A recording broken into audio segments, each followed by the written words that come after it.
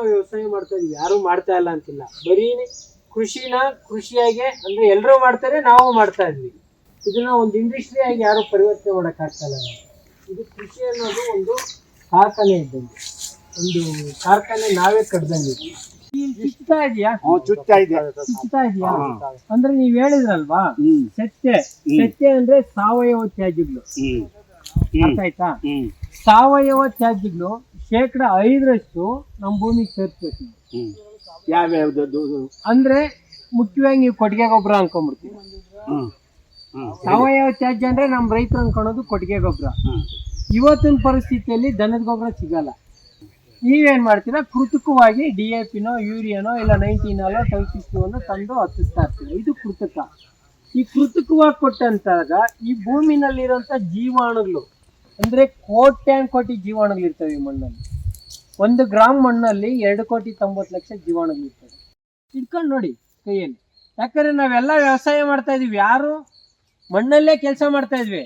ಆದ್ರೆ ಅಲ್ಲ ನೋಡ್ತೀವಿ, ಮುಟ್ತೀವಿ, ಅನುಭವ ತಗೊಂತ ಇಲ್ಲ.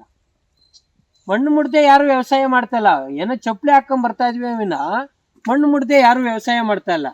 ಆದ್ರೆ ನಾವು ಅದನ್ನ ಅನುಭವ ತಗೊಂತ ಇದೀವ. ಈಗ ನಾವು 3ನೇದು ಏನ್ ಮಾಡ್ಬೇಕಂದ್ರೆ ಮಣ್ಣನ್ನ ಕೈಯಿಂದ ತೆಗಿಬೇಕು. ಸರ್, ಈ ತೇವ ಇದೆ, ಉಳುಮೆ ಮಾಡಿದ್ದಾರೆ, ತೆಗಿಬೇಕು. ಎಷ್ಟು ತೆಗಿಯಕ್ಕಾಗುತ್ತೋ ನೋಡ್ಬೇಕು. ರಂಧ್ರಗಳು ಕ್ರಿಯೇಟ್ ಆದಾಗ ನೀವೆಷ್ಟೇ ನೀರು ಕೊಟ್ರು ಅಲ್ಲಿ ನಿಲ್ಲಲ್ಲ. ಬರೀ ಎರೆಹುಳ ಒಂದಿದ್ರೆ ರಂಧ್ರಗಳು ಕ್ರಿಯೇಟ್ ಆಗೋದಲ್ಲ, ಸೂಕ್ಷ್ಮ ಜೀವಿಗಳು ಇರಬೇಕು. ಮಣ್ಣು ನೀವೇನು ಉಳು ಬರ್ಬೇಕು, ಸೊಪ್ಪು ಬರಬೇಕು ಅಂತ ಮಾತಾಡ್ತೀರಲ್ಲ, ಲೂಸ್ ಆಗಿರ್ಬೇಕಂತ ಸೂಕ್ಷ್ಮ ಜೀವಿಗಳಿಂದ ಬರುತ್ತೆ. ಒಂದು ಎರೆಹುಳದು ಒಂದು ಪ್ರಾಮುಖ್ಯತೆ. 2ನೇದು, ಇದೇನೋ 1 ಎಕರೆ ಜಮೀನು ಇದೆ ನಿಮ್ಮದು.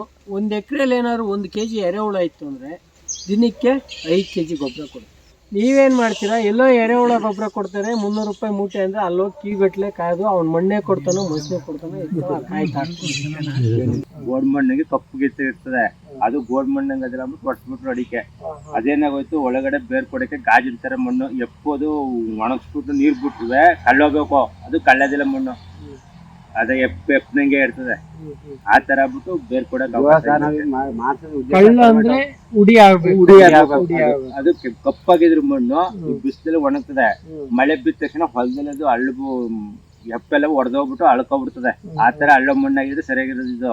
ಇದು ಆ ತರ ಮಣ್ಣಲ್ಲ. ಇದೇ ತರದ ಮಣ್ಣು ನಾನು ಒಡ್ಸ್ಬಿಟ್ಟು ಒಂದು ತೆಂಗಿನ ಸಸಿ ಹಾಕಿದ್ರು ನಾವು ಕಿರವಿ ಒಡ್ಸ್ಬಿಟ್ಟು 3 ವರ್ಷದಿಂದ ಹೆಪ್ಪು ಹೆಂಗವೆ ಗದ್ದೆ ಒಳಗೆ ಹಂಗವೆ ಮಣ್ಣು ಹೊಡ್ಸಿ ನಾಟಿ ಮಾಡಿದಕ್ಕೆ. ಈ ಅದು ಗೊತ್ತಿದ್ದು ಇನ್ಮೇಲೆ ನಾವು ಒಡ್ಸ್ಬೇಕು. ಮಣ್ಣು ಒಡ್ಸ್ಬೇಕು ಅಂದ್ರೆ ಅವತ್ತು ಒಡ್ಸ್ಬೇಕು ಅಂತಂದ್ರೆ ಒಂದ್ ಕೆಲಸ ಆಗುತ್ತೆ. ಈಗ ಅಡಿಕೆ ತೋಟ ಮಾಡ್ಬೇಕು, ನೀರ್ ತುಂಬ್ಕೋತ ನೀರ್ ಆರಲ್ಲ.